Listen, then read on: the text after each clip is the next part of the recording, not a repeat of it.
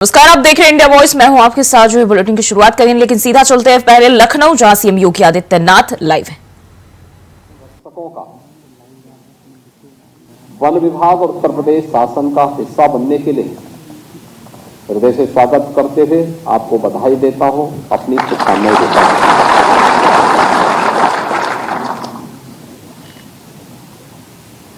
हम सब जानते हैं कि आज के दिन पे देश और दुनिया की चिंता का जो सबसे बड़ा विषय है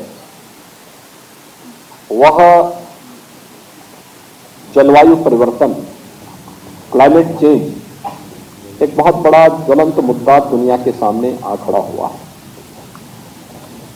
अनियंत्रित, अवैज्ञानिक और अनियोजित विकास मानवता के सामने एक नया संकट खड़ा कर चुका है। आप देख रहे होंगे असमय बारिश होना, अतिवृष्टि होना, ओलावृष्टि होना, एक ही समय में एक ही क्षेत्र में अलग अलग पार्ट में एक जगह सूखा पड़ा है, एक जगह बाढ़ आई है, कहीं पर अतिवृष्टि हो जा रही है और कहीं पर लोग एक बूंद जल के लिए तरस जाते हैं। दोनों नुकसानदायी है, अति सर्वथा वर्जित। और ये चीज आज हम सब जलवायु परिवर्तन के दुष्परिणामों के भुक्तभोगी हैं। आज 688 ये नवनियुक्त वन रक्षक और वन्य जीव रक्षक अगर ईमानदारी के साथ अपना कार्य करेंगे तो जलवायु परिवर्तन के दुष्प्रभाव को कम करने में एक बड़ी भूमिका का निर्वहन कर सकते हैं। और जिससे आज आपको यहां पर नियुक्ति पत्र वितरण के इस कार्यक्रम के साथ जोड़ा गया है। आप सब जानते हैं कि नियुक्ति की प्रक्रिया संपन्न होने के बाद, यानी विभाग जब अधीनस्थ सेवा चयन आयोग या विभागीय परीक्षा के बाद या जो भी बोर्ड और कमीशन के द्वारा परीक्षा होती है उसके बाद भी जब फाइनल नियुक्ति पत्र मिलने में लगभग 1 वर्ष लग जाता था, लेकिन बिना किसी उसके लिए लेट किए बगैर आपको 6 महीने से 1 वर्ष पहले यह नियुक्ति पत्र प्राप्त हो रहा है। एक विश्वास के साथ, एक नई प्रतिबद्धता के साथ कि अगर सरकार ने आपको 6 महीने या 1 वर्ष पहले यह नियुक्ति पत्र प्रदान किया है, भर्ती की प्रक्रिया से लेकर के नियुक्ति पत्र वितरण की पूरी प्रक्रिया में कहीं भी आपको सिफारिश कराने की आवश्यकता नहीं पड़ी, कहीं भी कोई लेन देन की नौबत नहीं आई, किसी भी स्तर पर आपको नहीं लगा होगा कि कुछ लोग प्रभावित करके परीक्षा में अनुचित साधन का प्रयोग करते हुए इस परीक्षा को प्रभावित कर सकते हैं। तो सरकार भी आपसे इसी अपेक्षा के साथ कार्य करने की उम्मीद करती है। यही अपेक्षा है।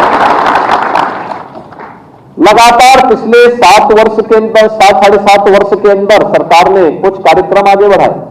जैसे आपको बताया गया कि आज हमारे सामने जलवायु परिवर्तन के सामने जो सबसे बड़ी चैलेंज है वो घटते हुए जंगलों का है, वनाच्छादन का है। हमारे सामने जो चैलेंज है वह जलवायु परिवर्तन के लिए अनियंत्रित और अवैज्ञानिक अनियोजित विकास भी है। प्लास्टिक का बेतरतीब उपयोग भी है। ऐसे वस्त्रों का उपयोग जो पर्यावरण के लिए घातक हो सकता है, इन पर तमाम लगाम लगाने और रोकने के बावजूद फिर भी किसी न किसी स्तर पर इसका दुरुपयोग होता है।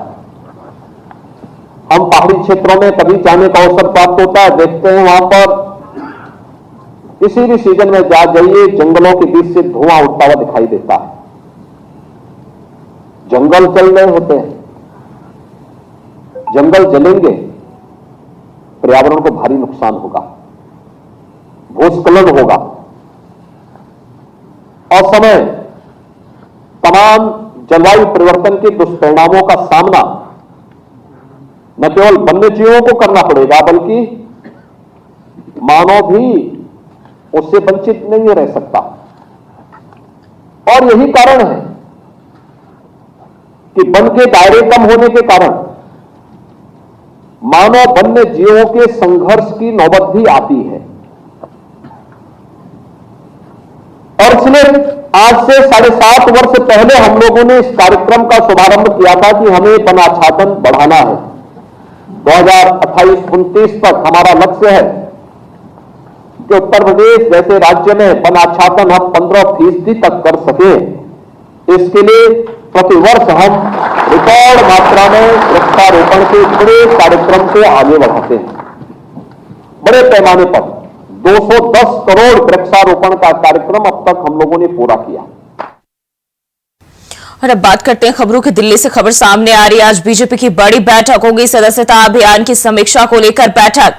बीजेपी अध्यक्ष जेपी नड्डा लेंगे बैठक। यूपी ओडिशा समेत कई राज्यों के नेता रहेंगे मौजूद। कई राज्यों के अध्यक्ष सदस्यता अभियान के प्रभारी इसमें शामिल रहेंगे। तो बैठक में सदस्यता अभियान की समीक्षा की जाएगी। तेजी से सदस्यता अभियान के लिए भी चर्चा की जाएगी। शाम 4 बजे बीजेपी मुख्यालय में बैठक होगी, जहां सदस्यता अभियान में तेजी लाए जाने को लेकर वह चर्चा की जाएगी। आपको बताते चले, शाम को 4 बजे बीजेपी मुख्यालय में यह बैठक होगी। वही इस दौरान जो है कई राज्यों के अध्यक्ष सदस्यता अभियान के प्रभारी मौजूद रहेंगे और बातचीत की जाएगी। साथ ही यूपी ओडिशा समेत कई अन्य राज्यों के नेता भी इसमें शामिल होंगे। तो बता दें, बीजेपी अध्यक्ष जेपी नड्डा इसकी बैठक लेंगे। तो बड़ी जानकारी सामने आ रही है। दिल्ली से आज बीजेपी की बड़ी बैठक होने जा रही है। सदस्यता अभियान को लेकर इस दौरान समीक्षा की जाएगी और साथ ही साथ ये बैठक जो है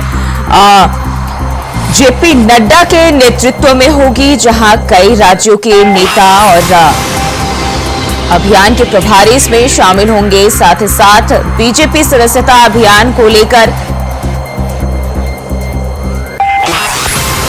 चर्चा होगी।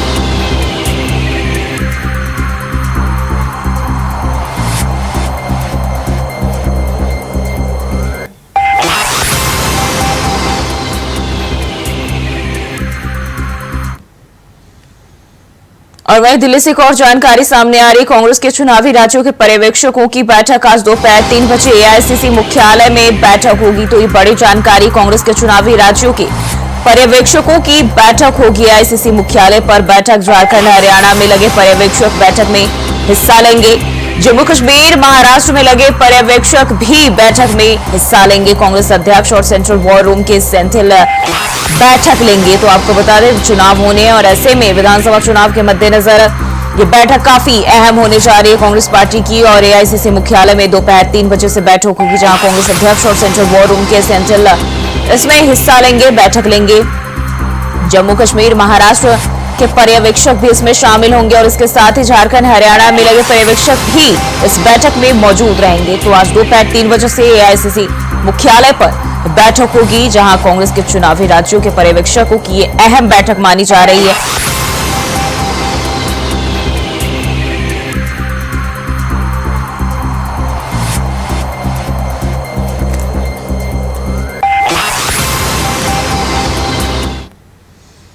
बढ़ते आगे, सपा प्रतिनिधि मंडल कल पहुंचेगा बिजनौर। प्रतिनिधि मंडल मनोज कश्यप हत्याकांड की जांच करेगा। सपा प्रमुख अखिलेश यादव के निर्देश पर जांच 11 सितंबर को सपा का दल पीड़ित परिवार से मिलेगा। तो ये जानकारी सामने आ रही है। प्रतिनिधि मंडल मनोज कश्यप हत्याकांड की जांच करेगा और 11 सितंबर को सपा का दल पीड़ित परिवार से भी मिलेगा। तो सपा प्रमुख अखिलेश यादव के निर्देश पर जांच करेगा समाजवादी पार्टी का प्रतिनिधि मंडल। और आज जो है बता दें कि जिस तरीके से खबर सामने आ रही है और अखिलेश यादव ने निर्देश दिए, वहीं कल प्रतिनिधि मंडल जो है बिजनौर पहुंचेगा। तो ये जानकारी, सपा का ये प्रतिनिधि मंडल बिजनौर पहुंचेगा, जहां मनोज कश्यप हत्याकांड की जांच करेगा।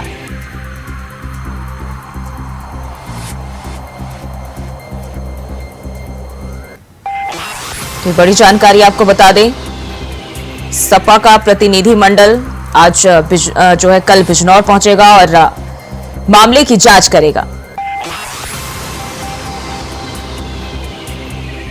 और इसी खबर पर ज्यादा जानकारी के साथ मोहम्मद आसिफ हमारे संवाददाता लखनऊ से हमारे साथ जुड़ गए। आसिफ, जिस तरीके से अब जो है एक के बाद एक लगातार समाजवादी पार्टी जो है एक्शन मोड में दिखाई दे रही है, अब बिजनौर की ओर जो है सपा का प्रतिनिधि मंडल रुख कर रहा है। जी बिल्कुल, जिस तरह से समाजवादी पार्टी ने सरकार को घेरने के लिए फुल प्रूफ और मास्टर प्लान तैयार किया है, इससे कहीं न कहीं अब सियासत भी गर्म हो गई है। समाजवादी पार्टी लगातार दलित पिछड़ों और अल्पसंख्यकों पर हो रहे अत्याचार को लेकर मुखर हो गई है जूही। और जिस तरह से चाहे मंगेश यादव एनकाउंटर मामला हो या फिर आजमगढ़ में दलितों के साथ अत्याचार का मामला, सभी मामलों में पूरे जोर से पूरे मजबूती के साथ समाजवादी पार्टी आवाज उठा रही है और कहीं न कहीं पीडीए फार्मूले को मजबूत करने की यह बेहद आसान और अच्छी ट्रिक समाजवादी पार्टी ने आजमाई है। अगर बात करें बिजनौर की, तो बिजनौर में मनोज कश्यप की तबग्गों ने हत्या कर दी थी और इस हत्याकांड को लेकर अब समाजवादी पार्टी पूरी तरह से एक्टिव हो गई है।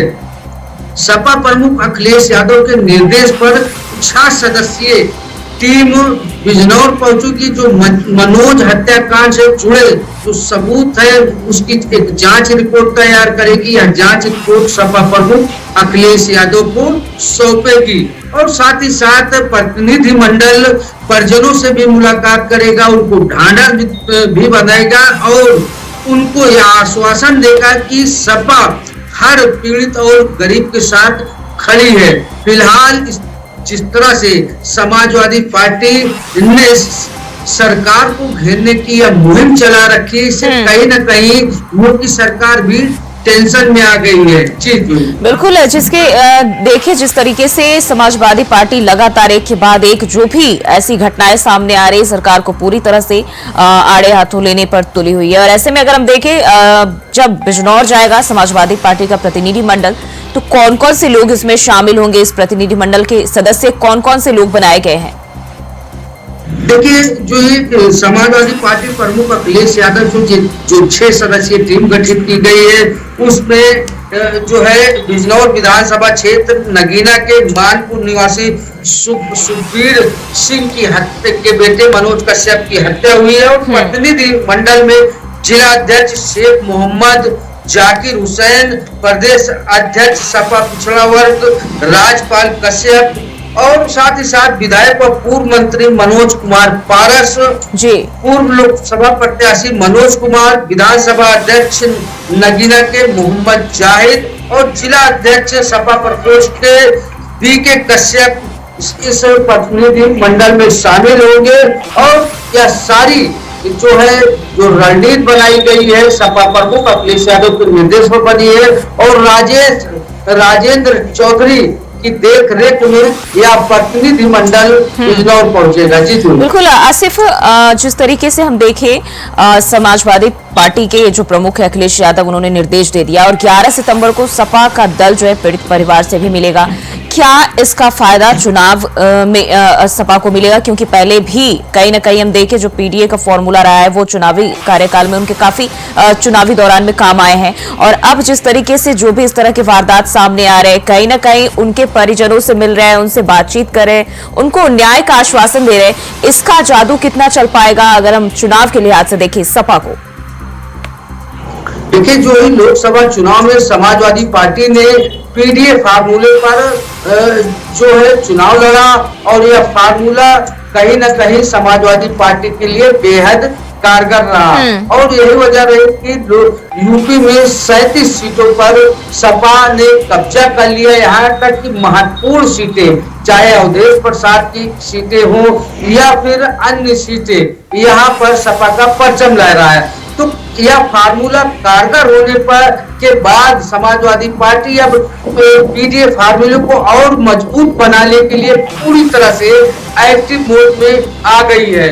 और समाजवादी पार्टी को यह पता है कि दलित, पिछड़ा, अल्पसंख्यक यानी कि मुस्लिम का जुड़ाव समाजवादी पार्टी की तरफ रहेगा, तो उपचुनाव के साथ साथ 27 के रण की पूरी जो रणनीति बनी है वह सफल रहेगी। और यही वजह है कि समाजवादी पार्टी दलित, पिछड़ा और मुस्लिम के साथ साथ अल्पसंख्यकों के हर मामले को प्रमुखता से उठा रही है। जी बिल्कुल आसिफ, बहुत बहुत शुक्रिया जानकारी साझा करने के लिए।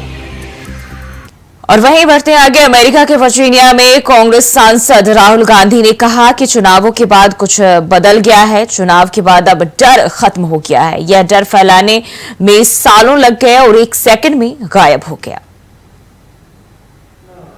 मोदी जी ने कितना डर फैलाया, एजेंसीज का दबाव, मीडिया का दबाव, इनकम टैक्स डिपार्टमेंट, छोटे बिजनेसेस पे, मीडियम साइज बिजनेसेस पे, और 1 सेकंड में सब गायब हो गया। अजीब सी बात है, मतलब सालों लगे इस डर को पैदा करने में, सालों लगे, प्लानिंग चली, पैसा लगा, और 1 सेकंड में खत्म। और वो दिखता है अब, you can see it, I see it, I get to see it in Parliament. I see the Prime Minister right up front, and I can tell you that the idea of Mr. Modi, 56-inch chest,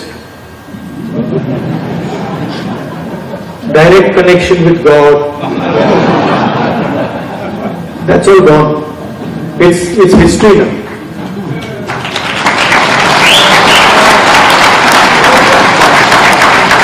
And he realizes it, India realizes it, his partners in government realize it, the 3 or 4 senior ministers in his government realize it. और वहीं Washington में विपक्ष के नेता राहुल गांधी के बयान पर केंद्रीय मंत्री शिवराज सिंह चौहान ने कहा, राहुल जी नेता प्रतिपक्ष हैं। नेता प्रतिपक्ष का पद जिम्मेदारी का पद होता है। जब अटल बिहारी जी नेता प्रतिपक्ष थे तब कई मामलों में भारत का प्रतिनिधित्व अटल जी करते थे। देश के बाहर कभी भी विपक्ष के नेताओं ने देश की छवि खराब करने की कोशिश नहीं की। राहुल जी नेता प्रतिपक्ष हैं और नेता प्रतिपक्ष का पद होता है जिम्मेदारी का पद। मैं राहुल जी को याद दिलाना चाहता हूं, जब श्रीमान अटल बिहारी वाजपेयी जी नेता प्रतिपक्ष थे, मनमोहन सिंह जी प्रधानमंत्री, नरसिम्हा राव जी प्रधानमंत्री हुआ करते थे, नरसिम्हा राव जी, तब भारत का प्रतिनिधित्व अटल जी करते थे। कई मामलों में देश के बाहर कभी भी नेता प्रतिपक्ष ने देश की छवि खराब करने की कोशिश नहीं की। लेकिन ये ऐसे नेता हैं जो कुंठाग्रस्त हैं, लगातार तीसरी बार पराजय के कारण उनके मन में अंध बीजेपी संघ और मोदी विरोध बैठ गया है और वो विरोध करते करते देश के ही विरोध करने लगे। देश के बाहर कांग्रेस और बीजेपी नहीं होती, देश के अंदर हम मुद्दों पे लड़ सकते हैं, लेकिन देश के बाहर केवल भारत होता है। हम 100 और 5 अलग नहीं होते, 105 होते हैं। लेकिन लगातार राहुल गांधी जी देश की छवि खराब करने की कोशिश कर रहे हैं और देश की छवि खराब करने की कोशिश देशद्रोह जैसी सीमा में ही आता है। मैं भी गया था अमेरिका, मुझे उस समय मनमोहन जी प्रधानमंत्री थे, मुझे पूछा गया था, अमेरिका में पूछा गया था, क्या भारत के प्रधानमंत्री अंडर अचीवर है? मैंने कहा नहीं, वो भारत के प्रधानमंत्री है, कांग्रेस के नेता नहीं है, और हमारा प्रधानमंत्री अंडर अचीवर नहीं हो सकता। एक भावना आखिर राष्ट्र प्रेम की होती है। और संविधान पर हमले किसने किए? इमरजेंसी कौन ने लगाई? संविधान को तार तार करने का पाप किसने किया? राहुल गांधी जी भारत जोड़ो यात्रा तो करते हैं, लेकिन ना तो भारत से जुड़ पाए, ना भारत की जनता से जुड़ पाए, यहाँ की संस्कृति, जीवन मूल्य और परंपराओं से जुड़ पाए। दुर्भाग्यपूर्ण है राहुल गांधी जी का ये व्यवहार।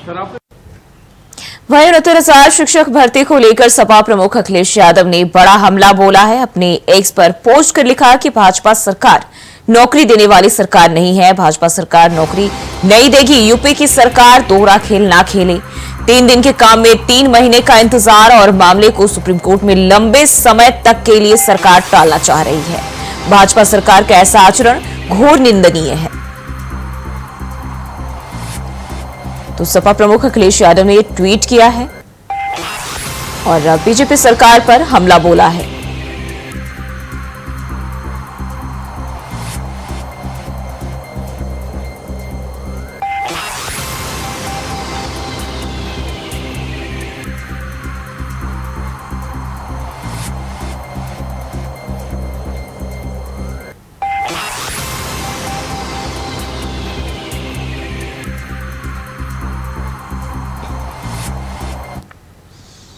बढ़ते हैं आगे। खबर सिद्धार्थनगर के नौगढ़ तहसील क्षेत्र का है, जहां बर्डपुर में अवैध तरीके से प्लॉटिंग कर जमीन बेचने वाले का साथ देना लेखपाल और राजस्व निरीक्षक को महंगा पड़ गया।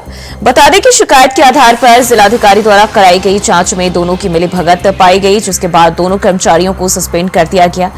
इस पूरे मामले में शिकायतकर्ता की माने तो इस अवैध प्लॉटिंग कारोबार में नियमों को ताक पर रखकर सरकारी राजस्व का करोड़ों रुपए का चूना लगाया गया। साथ ही खरीदारों के साथ भी धोखाधड़ी की गई। जिलाधिकारी महोदय को बर्डपुर नंबर 9 जो कपिलवस्तु नगर पंचायत है उसके पास है, और इसकी शिकायत मैंने की थी कि सबसे पहले वहाँ पे चक नाली है और नाला की पुल है मेन हाईवे के किनारे। उन जमीनों को कब्जा करके प्लाटिंग करने वालों ने दो घाटों पर लगभग सैकड़ों की तादाद में उन्होंने प्लाटिंग कर रखी है। और उन सरकारी जमीन जो 132 की लैंड है नाला और नाली की, उसे पाट करके उसे किया गया। तो वो इस तरीके से उन्होंने वहाँ पे प्लाटिंग जो किया वो पहले एग्रीमेंट कराया एक जमीन के कारोबारी ने, फिर उसको किसान के माध्यम से बाद में उसे विभिन्न लोगों के हाथों उसको बेचने का काम किया, जिससे और धारा 80 नहीं कराया गया, भूमि का कन्वर्जन नहीं करा करके और रजिस्ट्री में भारी राजस्व की क्षति पहुंचाएगी, क्योंकि ये बड़ी भारी अनियमितता है और जबरदस्त तरीके से लोगों को सरकार की क्षति पहुंचाएगी। इसकी शिकायत मैंने की। देखिए, ये प्रकरण जब मेरे संज्ञान में आया, जो ये पूरी प्रकरण ये है जो अवैध प्लॉटिंग के संबंध में, जो अवैध प्लॉटिंग के संबंध में जब मेरे माध्यम से मेरे पास शिकायत आया तो तुरंत मैंने 2 सदस्य समिति गठित किया है। वो 2 सदस्य समिति ने फिर रिपोर्ट हमको दिया है। रिपोर्ट में अवैध प्लॉटिंग पुष्टि की गई। अवैध प्लॉटिंग जब पुष्टि की गई तो फिर हमने जो संबंधित लेखपाल जिसमें मतलब शामिल है उनको मैंने सस्पेंड किया और साथ में राजस्व निरीक्षक को भी सस्पेंड किया गया है। इसमें जो अवैध प्लॉटिंग पर जो नगर पंचायत के माध्यम से, तो नगर पंचायत के माध्यम से जब सीसी रोड बनाया गया तो फिर इसके संबंध में स्पष्टीकरण के हमने ईओ साहब को निर्गत किया गया। स्पष्टीकरण का जवाब आने के बाद उसमें उचित कार्रवाई की जाएगी। फिलहाल जब हम पता करने पर जो सीसी रोड का कुल खर्चा है 17 लाख अभी तक भुगतान नहीं हुआ। फिलहाल मतलब जो गलती हुआ है, जो गलती का जरूर कठोर से कठोर कार्रवाई की जाएगी। फिलहाल के लिए बुलेटिन में बस इतना ही। खबरों के लिए बने रहिए इंडिया वॉइस के साथ।